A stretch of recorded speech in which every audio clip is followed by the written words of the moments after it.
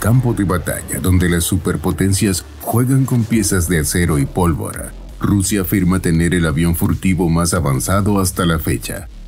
Conocido como uno de los cazas más controvertidos jamás construidos, el Su-57 es el resultado de más de una década de intenso desarrollo. Sin embargo, mientras las dudas lo acechan con acusaciones de plagio desde Occidente y críticas sobre su verdadera capacidad de sigilo, desde el Kremlin afirman que es el futuro de la Fuerza Aérea Rusa, aunque no han logrado construir más de 2 docenas. Controversial. En efecto, aunque posiblemente uno de los cazas más letales y avanzados de nuestros tiempos. Pero, ¿están subestimando su potencial desde Occidente? ¿Cuál es su capacidad destructiva? Y lo más importante, ¿fue realmente utilizado en Ucrania? No te preocupes, que aquí te lo explicamos todo.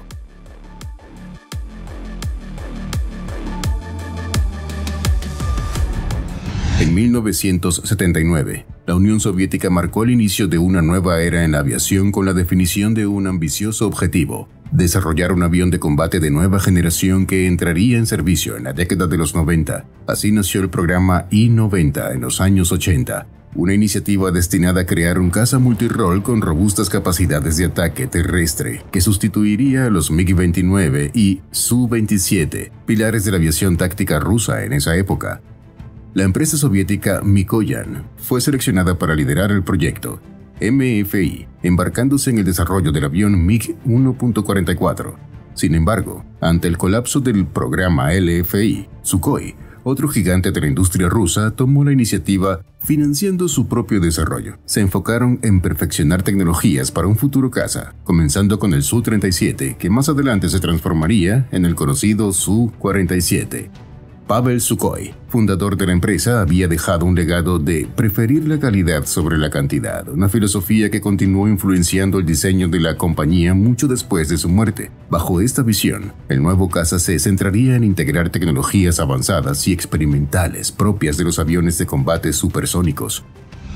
Los desafíos no tardaron en aparecer.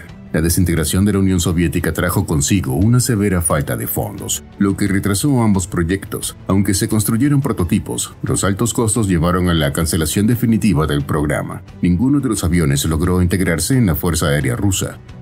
Pero tiempo después, el ministro de Defensa de Rusia, en un giro estratégico, inició en 1999 el programa PAK-FA, conocido como Complejo Aeronáutico Prospectivo para las Fuerzas Aéreas de Primera Línea, marcando un proyecto más compacto y específico. Este nuevo caza, el Su-57, diseñado para ser más pequeño que sus predecesores, tendría una longitud de casi 20 metros y una envergadura de 14 metros, pero con un peso que superaba ambos modelos, alcanzando los 18.500 kilogramos. El Su-57 fue concebido para ser un caza furtivo, punta de lanza de una nueva generación de aviones invisibles al radar. Varias empresas compitieron por liderar ese proyecto, pero fue Sukhoi quien nuevamente se llevó el contrato. Durante la década de los 90, Sukhoi había demostrado su autonomía y habilidad al exportar con éxito modelos como el Su-27 a países como China, Vietnam, Etiopía e Indonesia.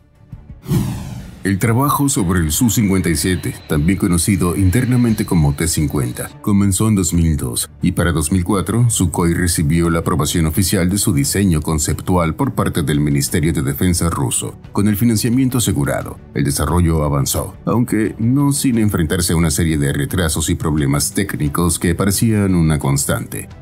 El vuelo inaugural del Su-57, previsto originalmente para 2007, no tuvo lugar hasta 2010. En 2011, el avión realizó su primer vuelo supersónico, pero la noticia se vio opacada por la revelación de que los 5 prototipos iniciales presentaban defectos estructurales significativos, incluidas grietas y problemas en los motores.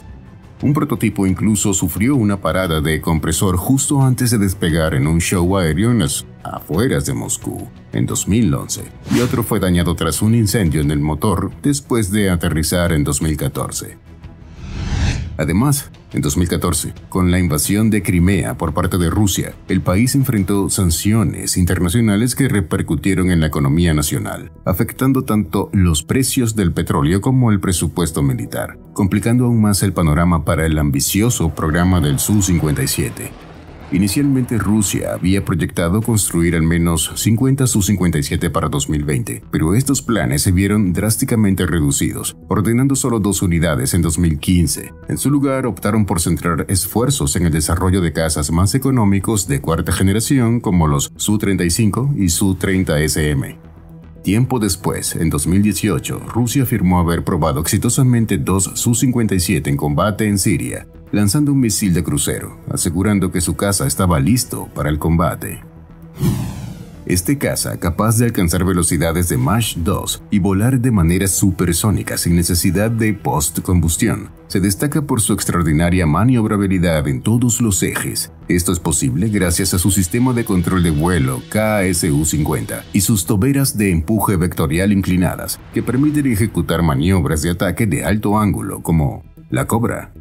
Dotado de una letalidad formidable, el Su-57 se distingue en el arsenal aéreo moderno. Este avión está equipado con 2 bahías de armamento laterales que incorporan 6 puntos duros internos para misiones furtivas, complementados con otros 6 externos para operaciones que demandan un poder destructivo superior. En el aire, su arsenal incluye 4 misiles de largo alcance BBR-R-37M, ideales para combates más allá del alcance visual, y 2 misiles de corto alcance R-74M2, alojados en las bahías laterales. Además, está capacitado para portar el misil aire-aire hipersónico R-37, diseñado para alcanzar blancos a distancias extremadamente largas. Cuando el objetivo se encuentra en tierra, el Su-57 muestra su capacidad destructiva mediante sus bahías principales, las cuales pueden albergar bombas guiadas de alta precisión, como las CAP de 250 y 500 kilogramos. En su repertorio de armas aire-tierra destaca el misil KH-38M, junto con el KH-35U antibuque y el KH-58U antirradiación. Este último especializado en neutralizar fuentes de emisión como radares y estaciones de radio. Además, circulan rumores de que puede equiparse con el misil balístico nuclear KH-47M2 Kinzhal, elevando aún más su nivel de amenaza. Equipado con un cañón de 30 milímetros con una capacidad de 150 disparos y una velocidad de disparo de 1500 rondas por minuto, el Su-57 no solo es un maestro del combate aéreo, sino que también puede transportar hasta 7500 kilogramos de munición. El desarrollo del Su-57 ha sido un proceso largo y, aunque actualmente hay pocos en servicio, los informes indican que Rusia los ha utilizado en su conflicto en Ucrania, según medios estatales, así como también han mencionado el uso de los tanques T-14. Poco después del inicio de la guerra en Ucrania, la agencia estatal de noticias rusa difundió a través de una fuente anónima que el Su-57 estaba siendo empleado en el conflicto. En enero de 2023, el Ministerio de Defensa del Reino Unido sugirió con alta probabilidad que las fuerzas aeroespaciales rusas habían desplegado el Su-57 en operaciones contra Ucrania. La inteligencia británica destacó 3 aspectos fundamentales. Apuntaron a que estos aviones probablemente se utilizaron en ataques con misiles aire-aire y aire-superficie lanzados desde el espacio aéreo ruso hacia territorio ucraniano, respaldando esta información con imágenes satelitales que mostraban 5 Su-57 en una base aérea rusa. Aunque también expertos afirman que Rusia estaba posiblemente más interesado en proteger la reputación del Su-57, evitando el riesgo de perder uno de estos avanzados cazas sobre territorio ucraniano. Esto podría explicar por qué no han operado más allá de su propio espacio aéreo. Dada la limitada cantidad de estos aviones en servicio, una cifra que apenas alcanza los 14 según las estimaciones más optimistas, es comprensible que Rusia sea cauteloso en su despliegue. Desde un punto de vista estratégico y económico, perder un Su-57 sería un golpe severo, no solo por el valor material, sino porque también dotaría a las naciones de la OTAN de una invaluable oportunidad de examinar los restos y posiblemente descifrar y adaptar la tecnología furtiva del avión, un escenario que Rusia está decidida a evitar.